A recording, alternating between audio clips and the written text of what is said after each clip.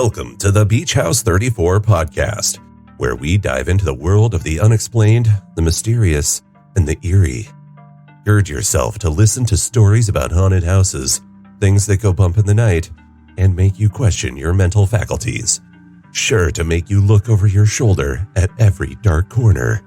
Here's your host, Christine Worth. Hello, everyone, and welcome to the Beach House 34 True Crime and Paranormal podcast. Today, we are going to be discussing and continuing on with the Halloween-themed episodes about a haunted location that'll send chills up your spine.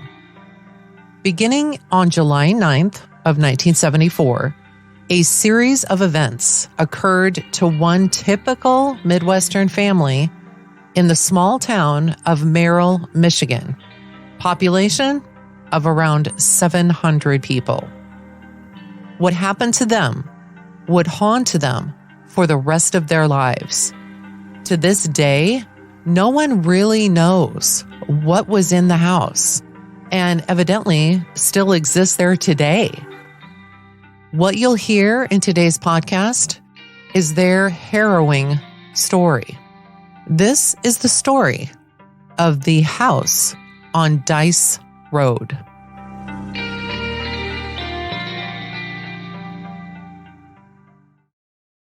In 1951, the Pomeranings, Harold and Mabel, built a home in Merrill, Michigan.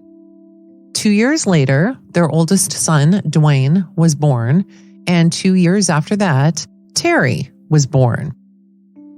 Everything was great for many years until someone new purchased the home across the street. A couple had purchased the home across the street, and one day, the woman who had just moved in came across the street over to the Pomeraning home and knocked on the door and asked Harold if he wanted to sell his house. Now, Harold, he thought this was strange because these people had just moved into a brand new home. Why would they want his house? He told the woman he didn't want to sell, and he thought that this was the end of the story. It wasn't. A couple of months later, she again came over and asked him if he wanted to sell. But this time, she was more aggressive. Again, he refused. But this time, it caused a pretty heated argument between the woman and Harold. Neighbors had begun to talk about this new family because of what they saw this woman and her husband, along with many of their friends who visited quite frequently, doing. The first strange thing was that the woman had hung 3 large iron X's above their garage door. The neighbors didn't know what this meant, and they thought it was kind of strange. Then the neighbors would witness the woman leaving the Dice Road Cemetery right near her home at odd hours of the night. Large groups of people would gather at this house, and neighbors would often see the group inside the home through the front window doing these really odd types of dances. Now, friends of the Pomeraning family, we'll call them the Smiths, attempted to strike up a friendship with their new neighbors, and Mrs. Smith recalled that the woman in the new home said that she was an ordained witch. After hearing this, the Smiths didn't want anything further to do with the family. One day, the oldest Pomeraning brother, Dwayne, headed outside to get the paper, but didn't come home until 3 hours later. His family didn't know where he had been. As he walked in the door, Dwayne looked strange. He mumbled something about being in the witch's house, candles, and strange symbols, and then he fell to the floor where he then had a grand mal seizure. His condition was so severe that he needed a tracheotomy. Dwayne would recall much later in life that while he couldn't remember a lot of what happened in the home at the time, he did recall that the woman gave him something to drink, which had made him sleepy. He further recalled that she said something about him needing a haircut, and that he said he didn't want one, but that she then took a pair of scissors and clipped a lock of his hair. He then watched as she put this hair in her mouth and swallowed it. It wasn't long after Dwayne had this encounter that odd things began to happen within the Pomeranian home. The evening of July 9th, 1974, the family, Mom, Mabel, Dad, Howard, and their two sons, Terry and Dwayne, went to bed at a fairly early time because the next morning was the start of blueberry season. As they're all fast asleep, they are suddenly awoken by the sound of glass breaking. Howard got up and told the rest of his family to stay in their rooms as he grabbed something to protect himself and he headed downstairs. As he walked into the living room, there was glass all over the floor, and the front window had been completely shattered, as if someone had thrown a brick through it. Nothing, however, was found inside the house, but the direction of the glass clearly showed that something had broken it from the outside. Immediately, Howard called 911 to report the incident. Police arrived, and after checking all around the house and the location inside the house where it had happened, they could find no indication of anyone having been there, anything having come through the window, nothing. Then the knocking started. The family began to hear persistent knocking, as if someone was outside banging on the side of the house with a baseball bat. This knocking would occur every 5 minutes and lasted all night. Again, police were called, and they were told that someone was outside their home knocking on the house. The police considered it a prowler call and arrived at the home. Again, police could find no evidence of anyone having been outside. The knocking happened again, and again Harold called the police. This time, an officer happened to be close to the house, so he arrived rather quickly. He shined a spotlight on the house, looking for who might be causing this problem, and could find nothing. This same officer, still on the line with dispatch, could also hear Harold on the line and could also hear the knocking through his radio, yet nothing was outside the home that he could find using his spotlight. The officer told dispatch to let Harold know that he was right outside the house, so he pulled into their driveway, and as soon as he did, a light along the driveway went out, and he heard a sound. Then he saw glass falling on top of his squad car. The light had exploded, and the pieces of glass had landed on his vehicle. The officer spoke with Harold and then headed back outside and looked all around the house. Again, no evidence that anyone had ever been there.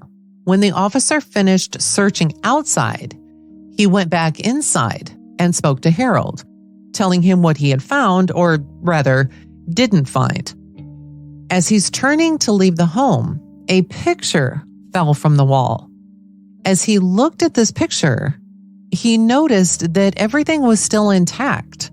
The hanger for the picture was still there. There was nothing wrong with it. The picture just literally fell straight down. Now, this knocking on the Pomeranian home happened every night for 6 months straight. And the Saginaw Police Department has dozens upon dozens of documentation from the visits to the home. It got to be where every time Harold called the police, no one wanted to go out there. One retired officer who worked on the case said that the police could simply copy and paste reports if they wanted to. They were so similar. As you might imagine, Harold was getting pretty upset that the police hadn't been able to find anything, yet this knocking continued. Both the police, as well as friends of the family, had also witnessed and heard this knocking, yet no one could find a source. Hundreds upon hundreds of man-hours were dedicated to finding out what was happening at this house. Harold, during this time, turned to a friend of his that he worked with, and it was this friend's son, who was now a retired homicide detective, that told the story. Harold had told his friend about what was happening at his house and asked if his friend, let's call him Brian, would come over one night to see if maybe he could figure it out. Now, Brian headed to Harold's house one night with his son, who was about 12 at the time, and this is the same son who years later is now relaying the story. As they got to the house, Harold walked out to meet them, and so did Harold and the Pomeranian family dog. Now, this dog was a Doberman Pinscher, and this dog concerned Brian a little bit, and he asked Harold if the dog was okay. Now, he never used to have to ask this question, but he did know from Harold that one night when Harold heard this knocking on the outside of his house, he let the dog out to see if the dog could find out who was doing it. The dog barked like crazy, and then Harold heard what sounded like the dog being beaten. And the dog had never been the same since. While inside the home, Brian and Harold sat down and talked about various theories as to what this knocking and this banging on the house could be. Because the sounds had been happening so often, Harold had begun to record them and play them for Brian. Now, Harold was sure that as soon as Brian got there, the pounding would start, but it didn't. Harold was frustrated because he felt embarrassed. He had a problem and told his friend about it, but the problem didn't show itself that night until Harold began to yell in frustration at whatever it was to show itself. And it did. Suddenly, there was a pounding so hard on one of the kitchen walls that the plates that were hanging there began to bounce. They then heard sounds coming from the ceiling in the kitchen. When Brian got home, he and his son walked inside their house, and all of a sudden there were 3 knocks on their door. When the son opened the door, no one was there. This happened for the next 3 to 5 days, and they took it as a warning and never again went over to Harold's house. Now, the police by this time are also frustrated, so they began to do stakeouts of the Pomeranian home. And this is what it said in one police report. The report is dated October 26th, 1974, around 9:50 p.m. And it says, I, McGaw, and wife parked in yard next door to the Pomeranians. Shortly after we arrived, a call came over our radio that there was a knocking on the southeast corner of the house. We saw nothing moving outside. We could see the south side of the house. And then again, on October 30th of 1974, again, it is Officer McGaw and his wife. They visited the Pomeranians, and as they entered the home on Dice Road, they heard knocking. It says, we could not tell where it was coming from. During this time of the knocking, a neighbor was watching the back of the house and east side. He did not see any movement outside. Now, one of the stakeouts in particular was on Halloween night of 1974. And the police report from that night stated the following. A complaint came in the night of Halloween. The notes state, these officers arrived in the area at approximately 5:45 p.m. and took up our planned positions. Corporal Spear was located approximately 100 feet to the east of the home, where he could observe the northeast and south sides of the home. This officer, meaning the one writing the report, was located on the west end of the home where the north, south, and west sides of the home were. This officer was approximately 150 feet from the home in a ditch on the west side of Chapin Road. A short while after taking position, this officer observed the youngest son, and this would be Terry, come from the home and walk to the doghouse just southwest of the home and scrape a metal object. It is believed that he was feeding the dog. Having done this, he walked back to the home toward the south wall. Approximately 5 minutes later, this officer observed the same subject come from the north side of the garage and walk toward the doghouse and stop. He stood there a short period and went back to the house by the first route described above. At approximately 6:30 p.m., this officer was advised by dispatch that someone was pounding on the house. This officer requested dispatch to call the party and get location of the noise. This dispatcher reported that the noise came from the north side of the home. This officer took no action as no person or animal was observed being present on this north side of the home or the west side. No one was observed during the period covering around the outer area of the home. Children escorted by adults came and left the home for approximately 1 hour. At approximately 6:35 p.m., I, McGaw, and Mrs. Betty McGaw arrived at the above address. Mrs. Pomeranian advised us that they had pounding again about 6:30 p.m. I called dispatch and was informed the call came in at 6:38 p.m. Unknown to the family, Sergeants Clark and Corporal Spear had the house under surveillance. Corporal Spear had the south side and the east side covered, and Sergeant Clark had the west and north side covered. Checking with both officers later in the evening, nothing was seen moving around outside at the time the pounding took place. Sergeant Clark's report says, I asked each member of the family where they were located at the time of the knocking taking place.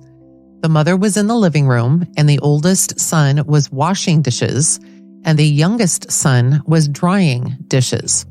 At the end of this entire report was this: there will be a meeting with all officers involved to decide what the next step we will take.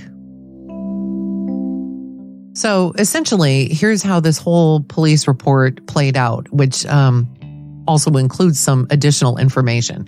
So one evening, the police heard the pounding himself, and he walked on one side of the house while another officer took the other side. They were absolutely sure that they would catch whomever it was that was causing this pounding. Now that night, it had happened to be raining and the grass was wet, but they could find no evidence of any person or footprints or anything having been around the home. The police then heard what sounded like loud knocking on the front door.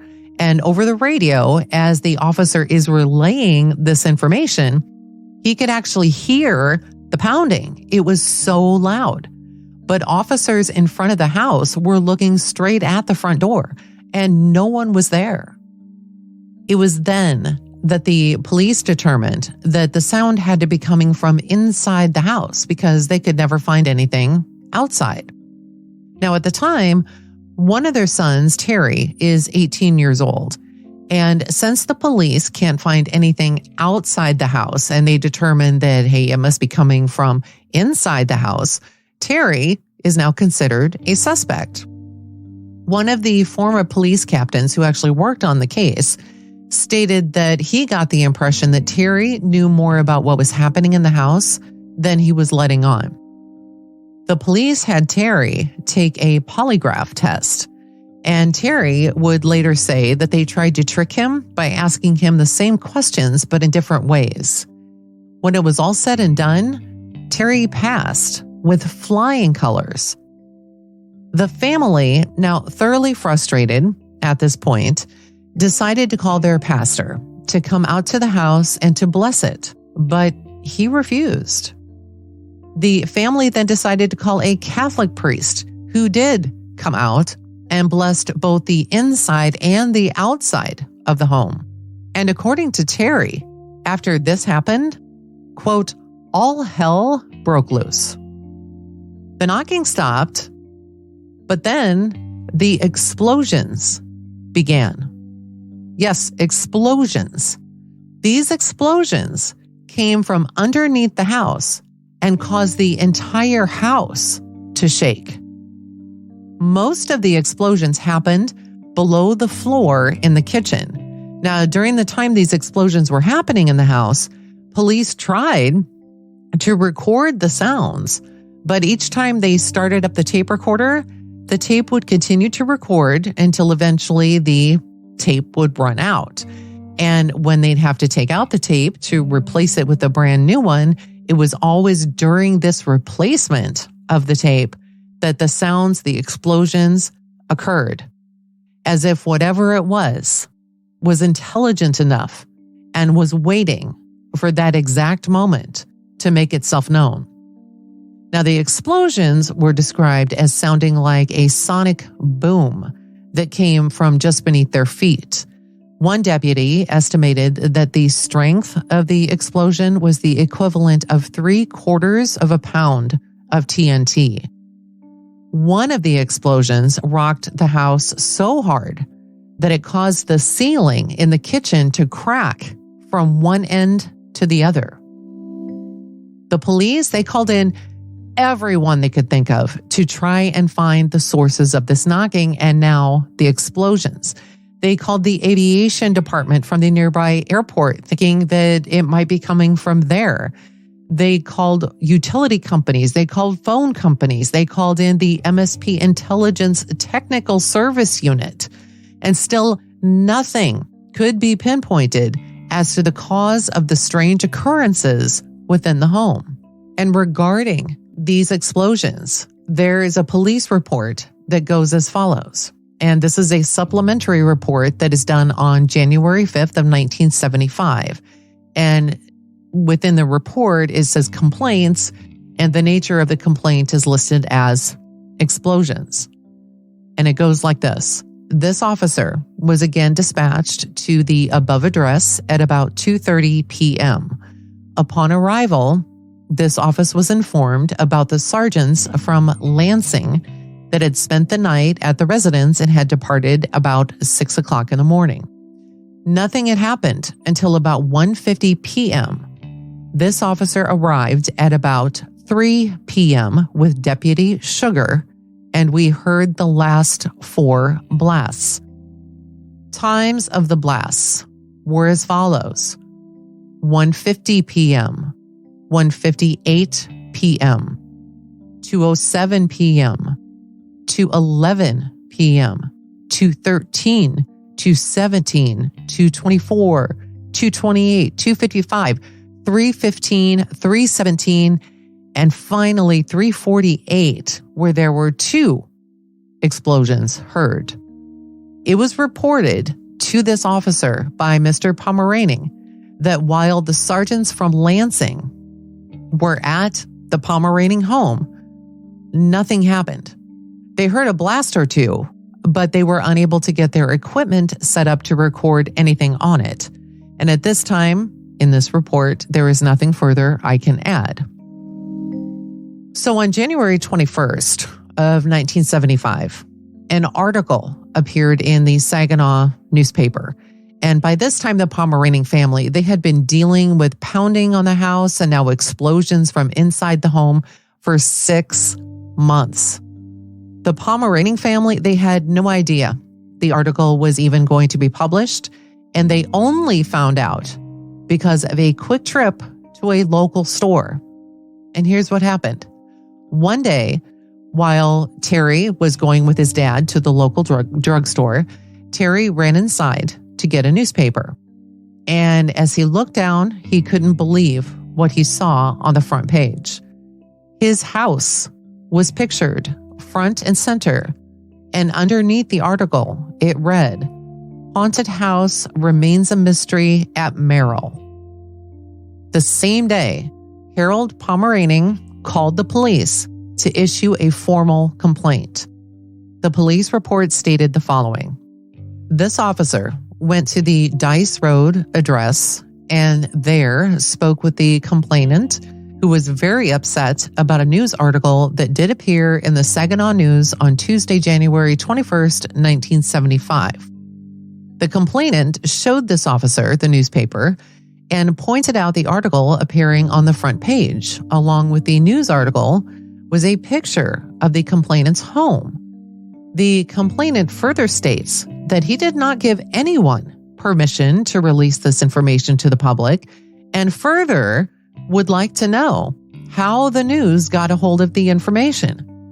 Complainant further states that a Mr. Fred Garrett, and he was actually the author of the article, did contact him and request certain information, but complainant refused to supply any. The complainant now would like to know who these deputies and police officers are that the news makes reference to in this article. This officer assured the complainant that I had no idea who the article was referring to, but that an investigation would be conducted in an attempt to find out where the news did get the information. Also, advised the complainant that this complaint would be turned over to my superiors. Now, the police, they never really found out who released this information. The Saginaw News would come to the police station on a daily basis to look at their police reports from the previous day so that they could use them in the newspaper. The police, though, they always removed the ones from the Pomeraning home. Now, after the article was published, the Pomeraning home became a source of interest for locals and people traveling from miles just to see this house. Now, neither the family or the police wanted this information out there. Now, while the police never did find out who leaked the information, it is believed to have been a member of law enforcement. And after the article, the corner where the house was located had never seen so many vehicles. People came from miles away and would stand outside the Pomeraning home, trying to look around and through their closed drapes just to get a peek inside the house. An estimate is that thousands of cars passed by that location after the article made the paper. Now, since there was no logical explanation for what was happening at the house, and now the house was being bombarded by the public, state troopers stayed in the home for 2 weeks straight. Now, one evening, a couple who had driven hundreds of miles knocked on the front door of the Pomeraning home. And when Howard answered the door, they said they just wanted to see the haunted house. Harold told the couple to get lost, knowing that a trooper was right there, right inside the door, and could literally make them leave at any second. At that moment, a pillow that the trooper was using, a bed pillow that was on the couch where he was sleeping, lifted up in the air and hurled itself at Mabel and hit her in the back.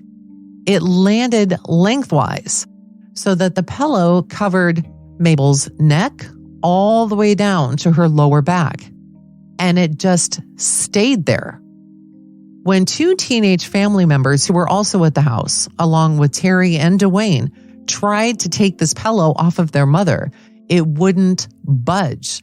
They pulled with everything they had, and it still wouldn't move.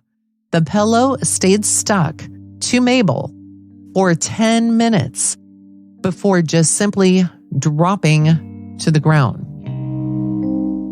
Now, another night, while the police were still staying in the house, they were all sitting in the living room, and one officer was sitting on the couch, and nothing really fantastical was happening until all of a sudden an alarm clock that was on the floor lifted up by itself about 2.5 to 3 feet and floated through the living room toward Harold.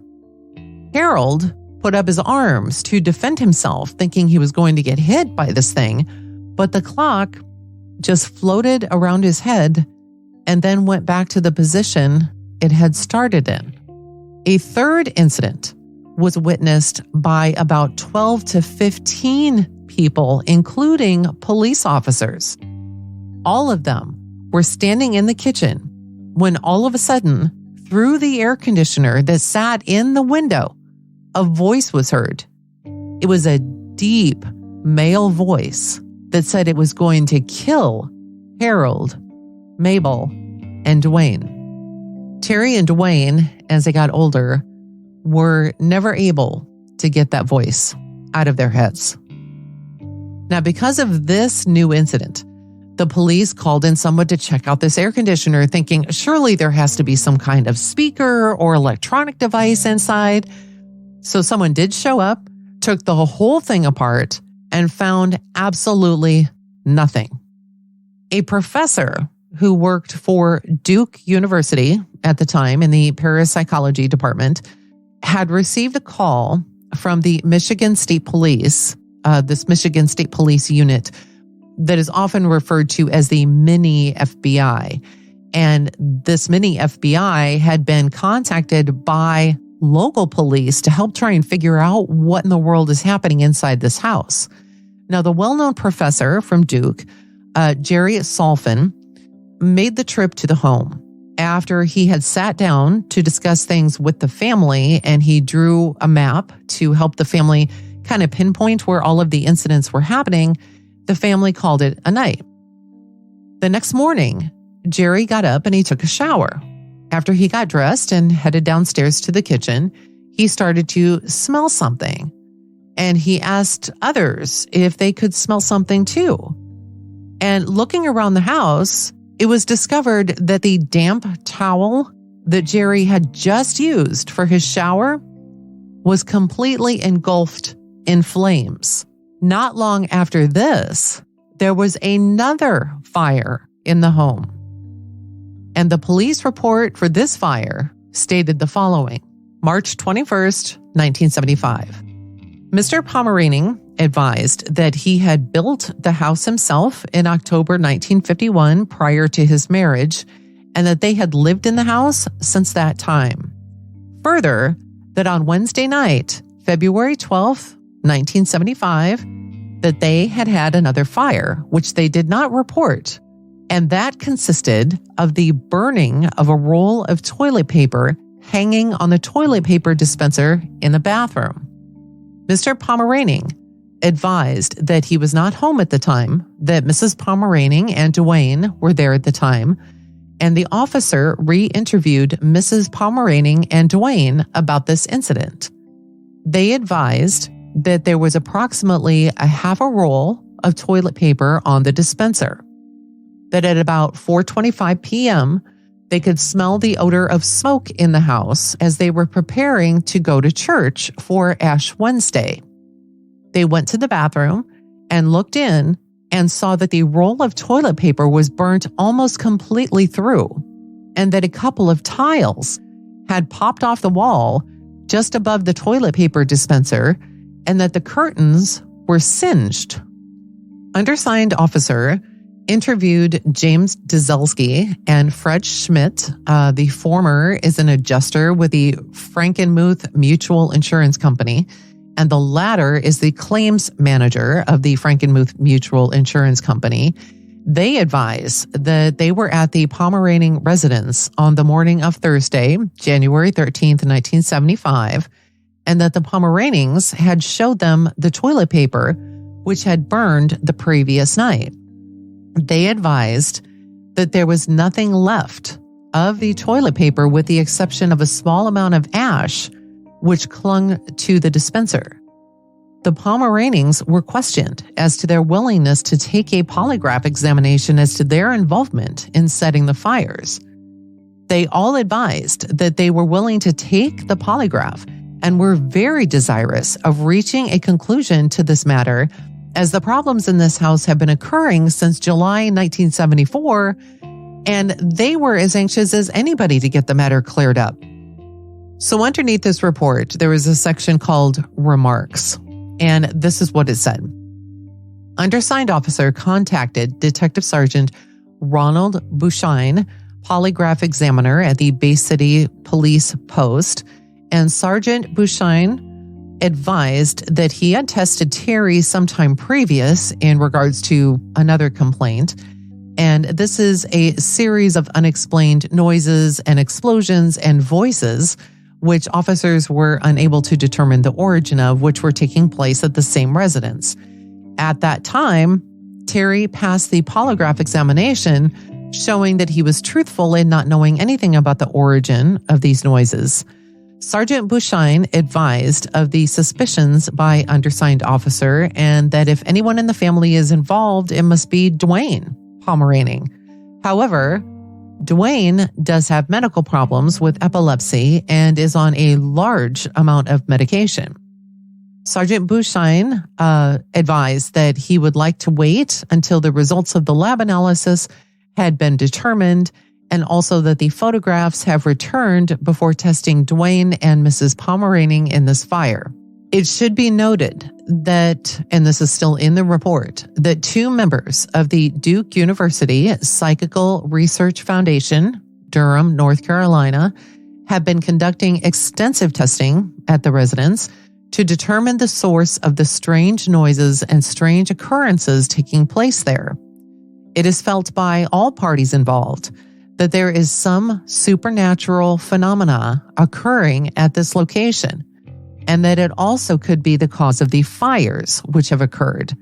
It is the understanding of undersigned officer that the burning of the roll of toilet paper is next to humanly impossible when it is rolled up in the normal toilet paper type roll, as it is unable to get sufficient oxygen to produce enough heat to sustain burning. However, tests will be made in regard to the roll of toilet paper by undersigned officer. Now, you're probably wondering what happened with this. Well, tests were conducted on the toilet paper roll and no accelerant was found. Further, I want you to keep in mind that what you just heard, all of that was quoted from an actual police report where they officially made the statement of the activity possibly being of supernatural origin. The police did test Dwayne, and then his mom, and then his dad. All of them passed their polygraphs. Now, after Jerry Solfin had stayed with the family for some time, another professor from Duke arrived, and his name was William. And it was while he was there that another fire broke out in the home. And this also happened to be in the bathroom. A cord from an electric toothbrush had been plugged in, but it had been cut. Next to the cord was a pair of scissors that no one remembers being there before. The fire gutted the bathroom, and the entire rest of the house had extensive smoke and water damage. This would be the last time the Pomeranians lived in the home.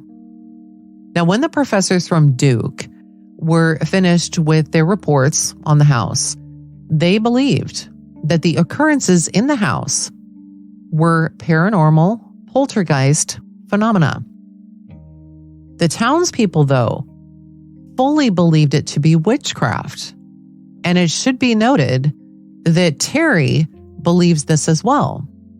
In 1978, the house, the original Pomeranian house, was sold to another family. Since that time, a few things have occurred to the young girls who are now grown, who had grown up in the house. Things such as an antique radio turning on even though it wasn't plugged in, and a face in the window with hands surrounding it, which they both saw. One daughter remembers that as a child, while she was sleeping, there was a flash as if someone had taken a picture of her, and she always felt as if she was being watched. To this day, they continue to live there, even though their parents have since passed on. Now, while the daughters were living at this house, Steve Shippey, a paranormal investigator whose documentaries on this case was actually the inspiration for this podcast, he received permission to investigate the home to see if whatever was there in the 1970s was still there. Along with Steve was well-known medium Cindy Kaza, and as they walk through the home, placing equipment, Cindy, not knowing anything about the case, feels as though there was one person in the home, a child, who was the focal point. Now, it was later revealed to her that Dwayne had an incident with the woman across the street that called herself an ordained witch. So Steve then decides to bring in an ordained witch named Miss Aida. She explains that the 3 iron X's that all the neighbors thought were very strange and that were above the garage door of the quote-unquote witch's house were significant because iron is considered protective, as are the X's. Miss Aida believes that the woman who was across the street from the Pomeranians was scared to death of something. When Miss Aida is told about what was happening in the house during the 70s and what people had witnessed both in and outside of this witch's house, she believed it sounded more like a satanic cult and that they had summoned something more horrific and more terrible than what they had bargained for, something out of their control. Miss Aida also believes that the woman wanted to purchase this Pomeranian home because she wanted one home for her actual house and the other one as a place to hold her gatherings. Now, during this one particular documentary, Miss Aida does try to stem the negativity that this witch supposedly caused, but it's unclear if she was successful. As for the Pomeranian family, their dad, Harold Pomeranian, passed away in 1982 at the age of 60. Mabel passed a few years later in 1986 at the age of 64. And both sons believe that if it weren't for what they had to go through in the house, they would still be alive. Sadly, Dwayne Pomeranian passed away just recently on May 6th of 2023. Terry, his younger brother, was his caretaker for years due to Dwayne's inability to work. Now, Steve Shippey has covered this family story for years and has done many, many, many documentaries on it and interviews. And he did become very close with the family. And because of this, he set up a GoFundMe account to help with Terry with costs regarding to Dwayne's funeral and other incidentals. So if you'd like to help, I'm going to put the link for that GoFundMe in the show notes. Lastly, if you're interested in watching the many interviews and documentaries on this case, which are fascinating, by the way, I'll also have all of these links included in the show notes. It is truly, truly incredible to watch these such, oh my gosh, wonderfully humble and nice men talk about the experiences that they had as young adults in the Pomeranian home. So please, if you can, take a moment and check out those links. And that'll do it for this episode. Next, we're going to have the next episode in the Darlie Routier case, where we'll hear from Christopher Wilgus, a nurse at the ICU at Baylor Hospital. We'll also hear from Phyllis Jackson, a Baylor Healthcare Police officer, and Jody Kotner, the trauma coordinator at Baylor. After that, another Halloween episode coming your way.